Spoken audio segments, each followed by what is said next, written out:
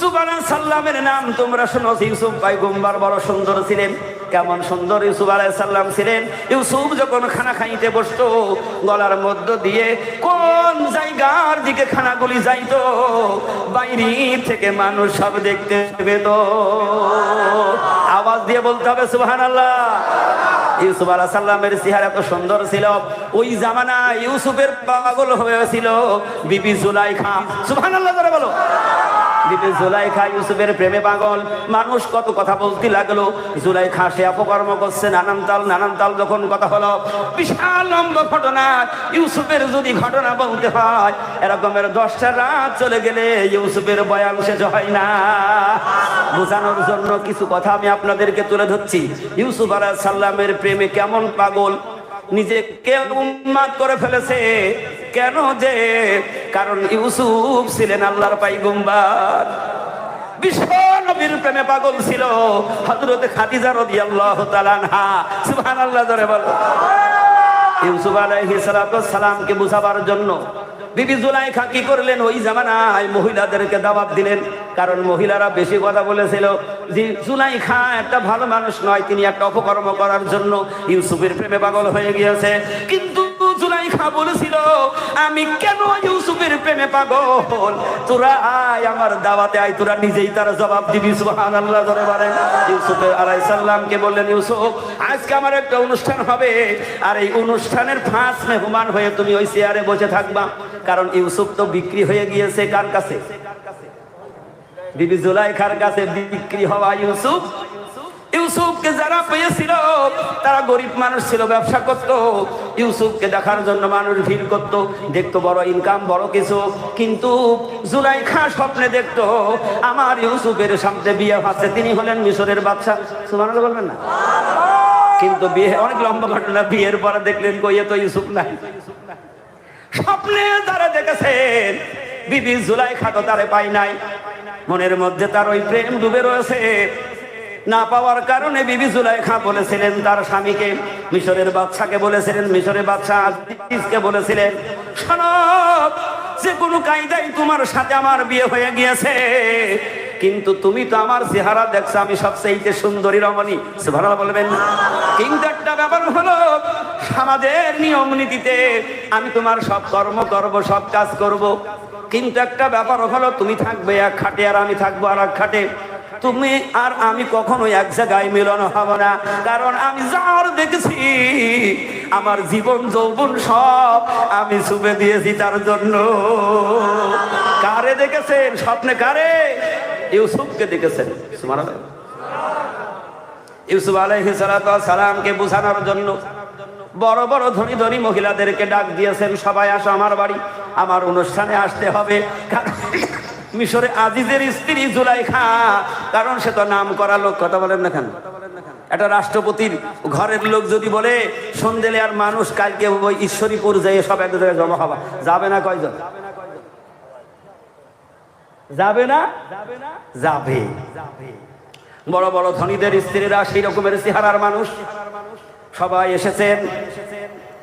বিবি জুলাইখা বললেন, শোনো, আমি তোমাদের নাস্তা দেব, কিন্তু নাস্তা তোমরা নিজ হাতে কেটে খাবা। একটা সুন্দর সুন্দর চেহারা আর একটা করে কমলা হাতে দিলেন, আর একটা ছুরি বলে তো, ছুরি দিলেন। ইউসুফ আলাইহিস সালামকে নিয়ে এনে চেয়ারে বসে দিয়েছেন। মহিলাদেরকে হুকুম করে দিলেন, তোমরা এবার ফল কেটে খাও। কিন্তু ইউসুফ আলাইহিস সালাম চেয়ারে বসেছে, ইউসুফের চেহারার দিকে তাকায় চোখের আর পলক পড়ে না। মহিলাদের হুকুম হলো ফল কাটো আর খাও। ফল হাতের উপরে ছুরি দিয়ে ফলের উপরে প্রবাস লেগিয়ে দিয়েছেন, ফল সবু করে খাবেন। ফল কেটে হাতের আঙ্গুলগুলি কেটে পড়ে গিয়েছে, এক জাররা পরিমাণ ব্যথা অনুভব করতে পারে না। মা আয়েশা ধরনী সিদ্দিকা রাদিয়াল্লাহু তাআলা আনহা বলেছিলেন, ও মদিনা বালারে শোনো, আজকে তোমরা ইউসুফের কাহিনী শুনেছো, তোমরা দেখেছো ওই জামানার নারীরা ইউসুফ আলাইহিস সালাতু সালামের চেহারা দেখে হাতের আঙ্গুল কেটেছিল। কখন আঙ্গুল কেটে পড়ে গিয়েছে, এক বিন্দু পরিমাণ ব্যথা অনুভব করে নাই। ও দুনিয়ার মহিলারা শোনো, এই জামানার মহিলারা যদি আমার নবী বিশ্ব নবী জনাবে মুহাম্মদুর রাসূলুল্লাহ সাল্লাল্লাহু আলাইহি ওয়াসাল্লামকে ওই চোখ দিয়ে যদি দেখতো, শুধু আঙ্গুল নয়, আঙ্গুল কাটতে কাটতে কাটতে কাটতে কখন কলিজা কেটে যেত, ব্যথা অনুভব হতো না। ও গো মায়ার নবী, তোমার দেখার লাগি ঘুম আসে না দু চোখে, তোমারি বিরহে কত আশিকি দেখে তোমাকে স্বপ্নে। ওয়াইজ ডাক দিচ্ছে, কত আশিকি দেখে তোমাকে স্বপ্নে,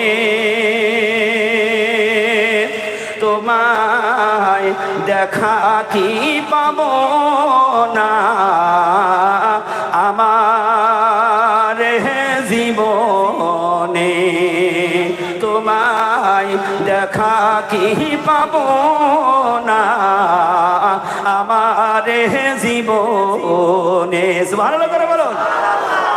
কত আশিকি দেখে তোমাকে স্বপ্নে, তোমায় দেখা কি পাব না আমার জীবনে।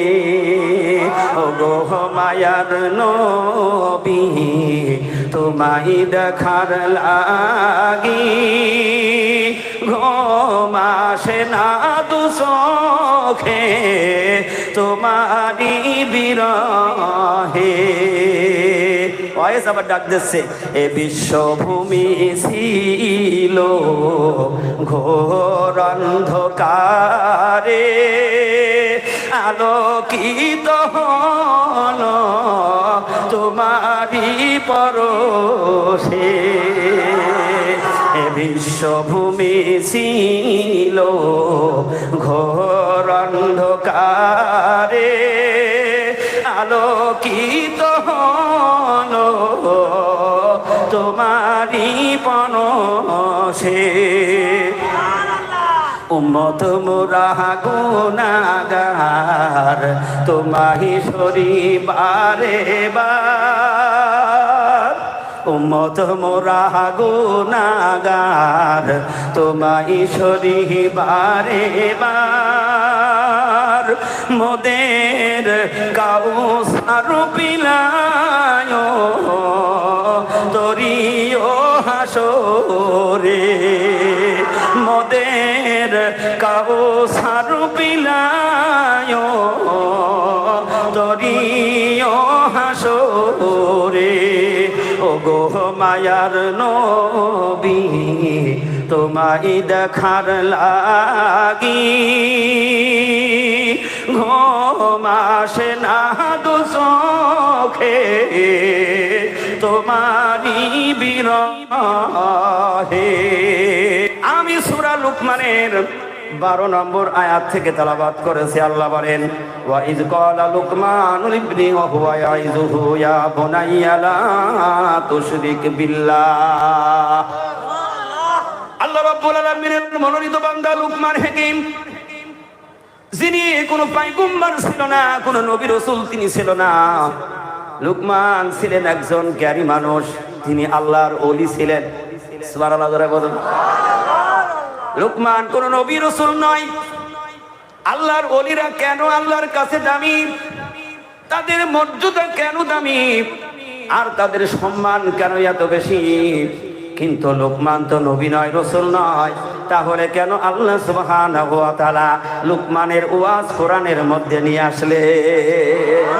সুবহানাল্লাহ বলতে হবে। আমার কথাগুলি একটু স্পষ্ট করে বুঝতে হবে, খেয়াল করতে হবে, নইলে বুঝতে পারবেন না। লুকমান কোন নবী রাসূল কথা বলতে হবে। রবি রসুল তিনি নাই, তিনি একজন সত্য মানুষ, আল্লাহওয়ালা মানুষ, তিনি একজন আল্লাহর অলি। যদি আল্লাহর অলিরা যদি আল্লাহর মনোনীত বান্দা না হতো, লুকমানের জন্ম রসুলের আগের জামানায়, সুবহানাল্লাহ বলবেন না? আল্লাহর হাবিব বিশ্ব নবীর আগের জামানার মানুষ লুকমান। আর এই লুকমানের গুণের কথা একটু না বললে তো মজা লাগবে না। কথা বলবেন, মজা লাগবে। লুকমান ছিলেন ছোট মানুষ।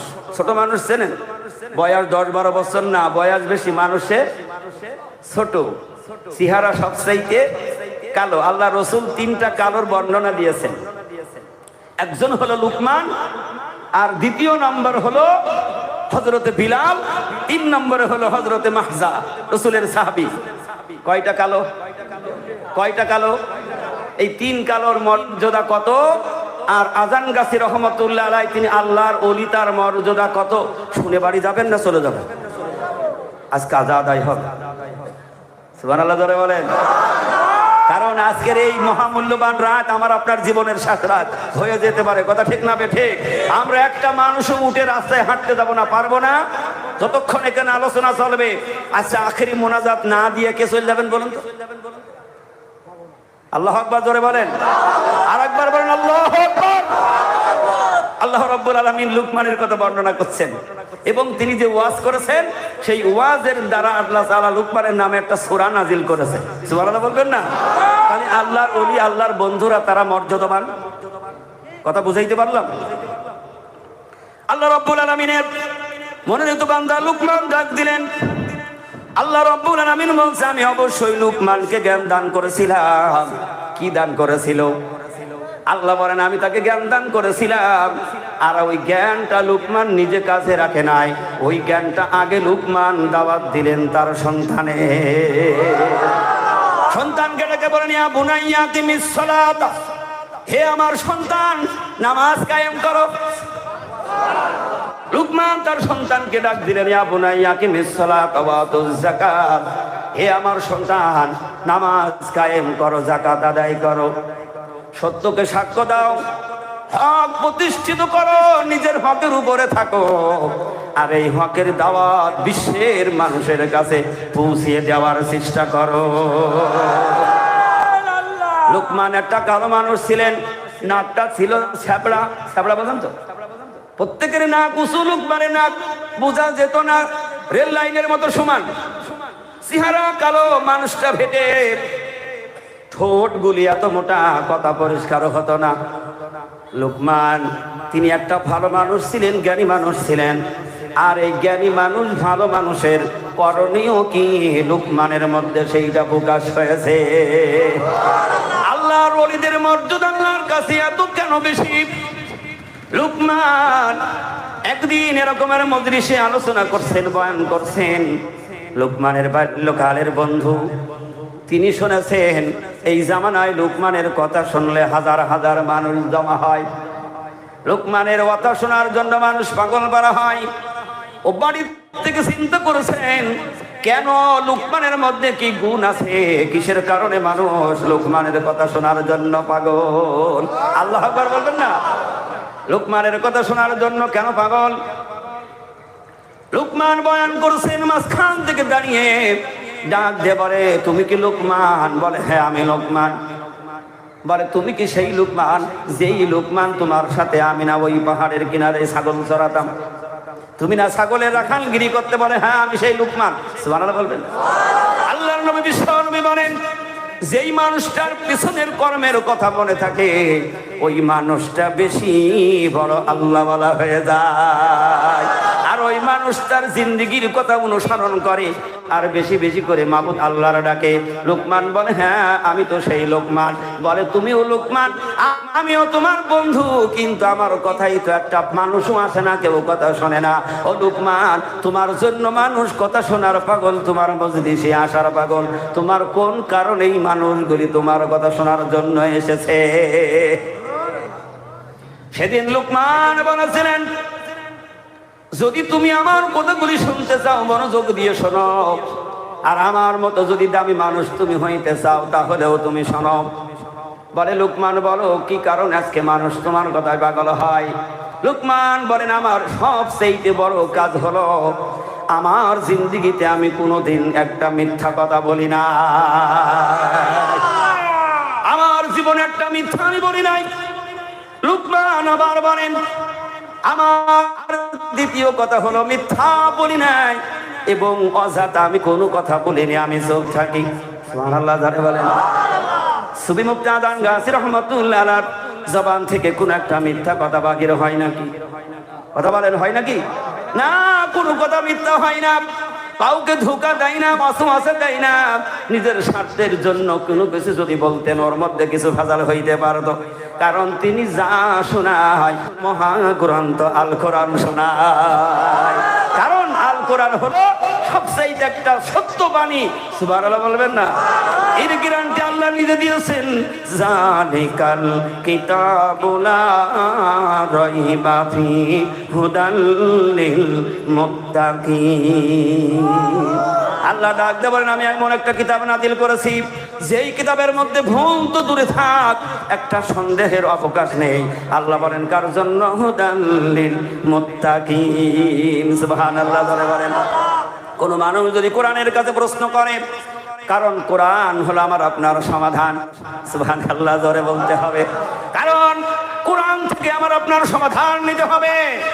এই জন্য কবি সম্রাট আল্লামা ইকবাল রহমাতুল্লাহ আলাইহি তিনি বলেছেন, সমাধান চাও যদি জীবনে মরণে, ফিরে যাও খুঁজে নাও চোখ রাখো কোরআনে। সমাধান, ক্যামেরা ঘোরাবে। সমাধান চাও যদি জীবনে মরণে, ফিরে যাও খুঁজে নাও চোখ রাখো কোরআনে। তবে পাবে সুখ শান্তির ঠিকানা, তবে পাবে সুখ শান্তির ঠিকানা, মেনে যদি নাও তুমি মনে প্রাণে। সমাধান, সমাধান চাও যদি জীবনে মরণে, ফিরে যাও খুঁজে নাও চোখ রাখো দরবারে। আল্লাহ রাব্বুল আলামিনের কাছে যদি কেউ প্রশ্ন করে, হে কোরআন তুমি একটা সত্যবাণী, তোমার মধ্যে কোনো ভেজাল নেই বুঝলাম, তাহলে তুমি যে কিতাব এসেছ, কেমন করে তুমি পৃথিবীতে এসেছ? নবী মুহাম্মদ রাসূলুল্লাহর প্রতি কিভাবে এসেছ? আল্লাহর কালাম নিজেই তার জবাব দিচ্ছেন, নাযালা বিহির রূহুল আমিন। সুবহানাল্লাহ বলেন। কোরআন নিজেই তার জবাব দিচ্ছে, আমি রুহুল আমিন ফেরেশতা জিবরিলের মাধ্যমে আমি আমার নবীর উপরে এসেছি। সুবহানাল্লাহ। যদি কোরআনকে প্রশ্ন করা হয়, বুঝলাম জিবরিল তুমি নিয়ে এসেছো, ওইটা কোন সময় তুমি পৃথিবীতে এনেছো, সেই খবর তোমার কাছে আছে নাকি? মহাগ্রন্থ আল কোরআন সেই খবরের কথা বলে দিচ্ছেন, শাহরুর রমাদানাল্লাযী উনজিলা ফীহিল কুরআন। কোরআন বলছে আমি রমজান মাসে অবতীর্ণ হয়েছি। একটা বড় ব্যাপার হলো আমরা প্রত্যেকেই কিন্তু রোজার জন্য রেডি হচ্ছি, প্রস্তুতি নিচ্ছি, ঠিক না বেঠিক? কিন্তু রোজার এত ফজিলত, এত বরকত, আল্লাহ রাসূল বলে গেলেন তুমি এই শাবান মাসে যদি 1 রাকাত ফরজ নামাজ আদায় করো, 1 রাকাতই থেকে যাবে। আল্লাহু আকবার। আর রমজান মাসে যদি কেউ 1 রাকাত ফরজ নামাজ আদায় করে, আল্লাহ রাব্বুল আলামিন 1 রাকাতের বিনিময়ে 70 রাকাতের নেকি দান করে দেবে। কিন্তু রমজানের নিজস্ব কোনো বরকত ফজিলত নেই। কেমন কথা হয়ে গেল? রমজান বলছে আমার তো কোনো নিজের বরকত নেই, নিজের ফজিলত নেই। আল্লাহ রাব্বুল আলামিন বলেন এই রমজানের বরকত ফজিলত হওয়ার একমাত্র কারণ হলো আমি আল্লাহ রাব্বুল আলামিন মহাগ্রন্থ আল কোরআন নাজিল করেছি। কোরআন নাজিল হওয়ার কারণে রমজান মাসের ফজিলত বরকত বেড়ে গেছে। সুবহানাল্লাহ বলবেন না? আল্লাহ রাব্বুল আলামিনের নবী বলেন রমজান মাসের মধ্যে একটা মূল্যবান রাত আছে, সেই রাতের নাম হলো কদর। কি রাত? কদরের রাত। আল্লাহ রাসূল বলে গেলেন এই রাতটার তো নিজস্ব কোনো দাম ছিল না, কোনো বরকত ছিল না। কেন ওই রাতের এত বরকত? আল্লাহ রাসূল বলেন একটা রাতের ইবাদত 1000 মাস অপেক্ষা উত্তম। তাতে 80 বছর পার হয়ে যাবে। সুবহানাল্লাহ বলবেন না? তাহলে কোনো মানুষ যদি তার জীবনে 10 বার 20 বার যদি কদর পায়, কত 1000 মাসের নেকি নিয়ে এসে কবরে যাবে। সুবহানাল্লাহ বলবেন না? কদরের রাত বলছে আমার নিজস্ব কোনো বরকত নেই, কোনো ফজিলত নেই, আমার কোনো দাম নেই। আমার দাম তখন বেড়ে গেল। আল্লাহ কালাম পাকের মধ্যে বলেন, ইন্না আনসালনাহু ফি লাইলাতুল কদরি। সুবহানাল্লাহ বলে আল্লাহ বলেন, রমজান মাসে অবতীর্ণ করেছি, আর ওই সেই রাত ছিল লাইলাতুল কদরের রাত্রে আমি কোরআন নাজিল করেছি। এই জন্য কবি সম্রাট আল্লামা ইকবাল বলছেন, এ যে এক অম্লান চির মুক্তির ডাক, এ যে মহাবাণী খোদারি কালামে পাক। এ যে এক অম্লান চির মুক্তির ডাক, এ যে মহাবাণী খোদারি কালামে পাক। এই দুনিয়া সেই দুনিয়া, এই দুনিয়া সেই দুনিয়া, শান্তি পাবে তুমি দোজাহানে। সমাধান সমাধান চাও যদি জীবনে মরণে, ফিরে যাও খুঁজে নাও চোখ রাখো কোরআনে। ফিরে যাও খুঁজে নাও চোখ রাখো দরবারে। লুকমান তার বাল্যকালের বন্ধুকে ডাক দে বলে, মনে আছে তো? লুকমান ডাক দে বলে, ও বন্ধুরে, আমি অথাতাম কোনো কথা বলিনি। 3 নম্বরের শর্ত হলো, আপনারা কষ্ট পাচ্ছেন, রাগ হচ্ছে? লুকমান বলেন, ও বন্ধু, আমার 3 নম্বরের শর্ত হলো, আমার বিবেক হওয়ার পরে, আগে জানি না, যেদিন থেকে আমার বিবেক হয়েছে ওই দিন থেকে দুনিয়ার কোনো হারাম বস্তু আমার জবানে লাগাই না। একটু লক্ষ্য করো, বাগমারি মানিক তারাই কামেল মুর্শিদের দরবারটা কিরকমের দরবার? কোনো হারাম ঢুকানোর কোনো রাস্তা আছে নাকি? কোনো ভেজাল দেওয়ার কোনো রাস্তা আছে নাকি? না, আপনি চেষ্টা করেও দিতে পারবেন না। আমার কামেল মুর্শিদ হযরত মাওলানা সুফি মুক্তাদান গাছ রহমতুল্লাহ আলাইহি ওই দেওয়ার রাস্তাখানা খতম করে দিয়ে গিয়েছে। লুকমান বলেন, আমার 4 নম্বরের কাজ হলো, আমি কখনো আল্লাহর জিকির না করে আমি বিছানায় ঘুমাইতে যাই না। সুবহানাল্লাহ বলবেন না? আমি যখন ঘুমাতে যাই তার আগে জিকির করি, ঘুম থেকে উঠেও আমি আল্লাহর নামের তাসবিহ পাঠ করি। লুকমান বলেন, আর আমার গুণ হলো, এই পৃথিবীর কোন মানুষের হক আমি এ পর্যন্ত নষ্ট করি না। সুবহানাল্লাহ আসতে বলেন। লুকমান বলেন, তুমি আর কি আমার জীবনের কিছু শুনতে চাও নাকি? লুকমানের বন্ধু বলে, ওরে লুকমান, তুই যে কথাগুলি বলেছিস, এই কথাগুলি যদি আমিও মানতাম, তাহলে আমিও বন্ধু তোর মতো হয়ে যাইতাম। একটু দরবারের দিকে লক্ষ্য করি। জামানার কুতুবার বিল্লার বাদশা হযরত মাওলানা সুফি মুফতি আজান গাছ রহমাতুল্লাহ আলাইহি 1876 খ্রিস্টাব্দে হাক্কানি আঞ্জুমান প্রতিষ্ঠা করেছেন। আপনারা কষ্ট পাবেন না তো? জামানার কুতুবার বিল্লার বাদশা, তার মধ্যে লুকমানের মতো সততা 100 ভাগ। সুবহানাল্লাহ বলবেন? এখনো যারা দরবারে যায় দেখেন কামেল মুর্শিদ কোথায় বসে থাকে? ছোট্ট একটা হুজরার মধ্যে দুটা পাখির মতো খাঁচার মধ্যে বন্দী থাকে। দুনিয়ার সামাজিক মানুষের সাথে কোনো গল্প নেই, অযথা কথাবার্তা নেই। ঠিক না বেঠিক? ঠিক নামাজের সময় আল্লাহর ডাকে সাড়া দিয়ে তাসবিহ পাঠ করার জন্য হুজরা থেকে বাহির হয়। আল্লাহর হুকুম মানার পরে আবার তোতা পাখি ময়না পাখির মতো খাঁচায় আবদ্ধ হয়ে যায়। লুকমান বললেন, আমি অযথা কোনো মানুষের সাথে কথা বলি না, আমার মুর্শিদের দরবারে একই নিদর্শন দেখলাম, খামাখা কোনো মানুষের সাথে গল্প গুজব নাই। আর একটা মিথ্যা কথাও দরবার থেকে আসে নাকি? একটাও মিথ্যা কথা আল্লাহওয়ালারা বলবে না। 1,24,000 পয়গম্বর পৃথিবীতে এসেছেন, তারা সত্য প্রকাশ করেছেন, তারপরেও এক শ্রেণীর মানুষ মিথ্যাবাদী বলেছে। এখনো সেরকম মানুষ আছে না নাই? কেউ বলবে আজান গাছে দরবারে শিরকি কাজ হয়, ও আসলে শিরক বোঝে না, না বোঝার কারণে সে বলে শিরকি করে। কথা বলেন। লুকমান তার সন্তানদেরকে বলেছিলেন, খবরদার তোমরা আল্লাহর সাথে কোনো শিরক করবা না। সুবহানাল্লাহ বলবেন না? সব গুনাহ মাফ হয়ে যাবে, কিন্তু কোনো মানুষ যদি আল্লাহর সাথে শিরকি করে, শিরকির গুনাহ আমার আল্লাহ মাফ করবে না। কার কথা? লুকমান বলেন, আমি জীবনে কোনো শিরকের গুনাহ করি নাই। সুবহানাল্লাহ বলবেন? সুফি মুক্তাদান গাজী রহমাতুল্লাহ আলাইহির দরবারটা শিরক মুক্ত দরবার, আল্লাহর দরবার, রাসূলের দরবার।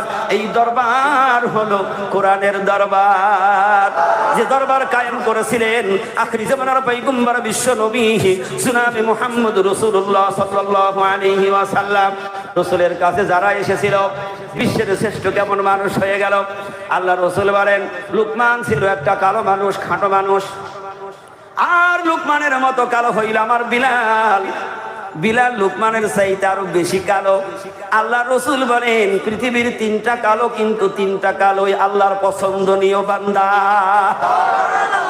এক কালো হলো লুকমান, দ্বিতীয় কালো হলো হযরত বিলাল, তিন নম্বরের কালো হলো আল্লাহ রাসূলের সাহাবী।